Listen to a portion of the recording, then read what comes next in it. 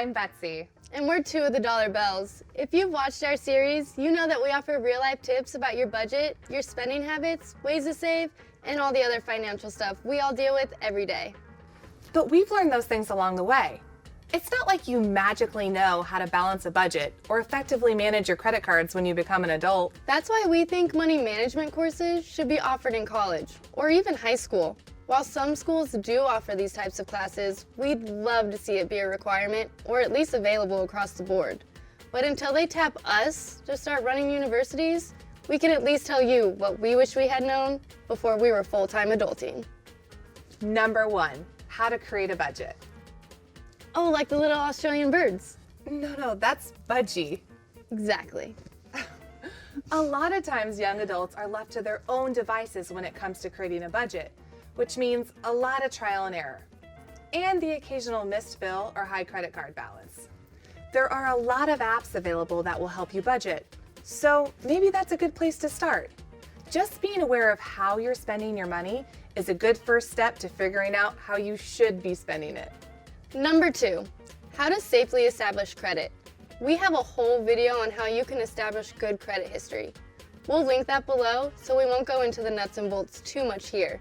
Getting that history under your belt is very important for things like renting an apartment, taking out an auto loan, and eventually getting a mortgage. But you don't want to go out and get a super high interest credit card and rack up the purchases just to establish credit.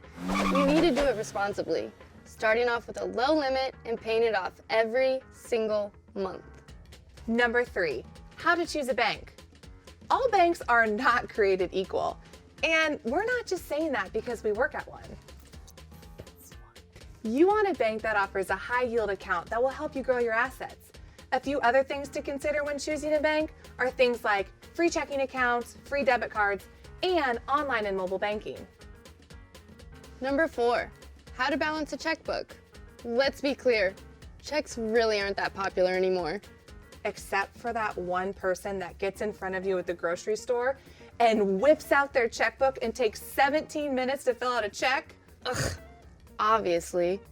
But even if that's not you, it's still important to keep real-time track of the money that's coming and going.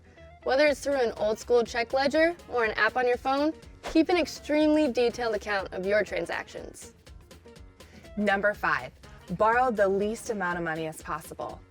I remember when I was taking out student loans, it was just like, oh my gosh, you're gonna give me all of this money?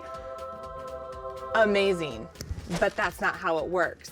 It may feel that way for a few years, but it's going to catch up to you eventually. So whether it's a student loan, car loan, or any other situation where you're borrowing money, make it your goal to borrow as little as humanly possible. Number 6, contribute to your retirement fund now. When you're in your early 20s, retirement is probably the last thing you're thinking about. It's easy to put off contributing to a 401k because you think you have the next few decades to figure it out. This is a terrible idea. Start contributing to your retirement as soon as you possibly can. Thanks to the magic of compounding interest, you'll have so much more money for retirement if you start young. Contributing even a small amount out of every paycheck in your 20s will make a bigger difference than if you start saving huge amounts later. So get on it. No excuses and no exceptions. Well, those are just a few things we think are pretty crucial for young adults to know as soon as possible.